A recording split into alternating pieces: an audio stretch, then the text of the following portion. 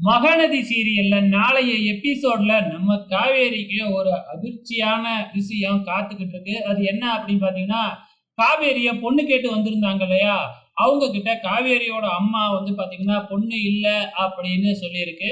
அதுக்கு காரணம் என்ன அப்படின்னு பாத்தீங்கன்னா, எங்களுக்கு தெரிஞ்ச ஃபேமிலியிலேயே ஒரு பையனுக்கு எங்க பொண்ண குடுக்க போறோம்னு சொல்லிட்டேன் அப்படின்னு காவேரியோட அம்மா காவேரி கிட்ட சொல்ல, நல்லதும்மா, சும்மானாச்சுக்குன்னு இப்படி ஒரு பதில சொல்லி இந்த கல்யாணத்த நிப்பாட்டினியே அப்படின்ன உடனே, நான் சும்மாலாம் சொல்லவே இல்ல.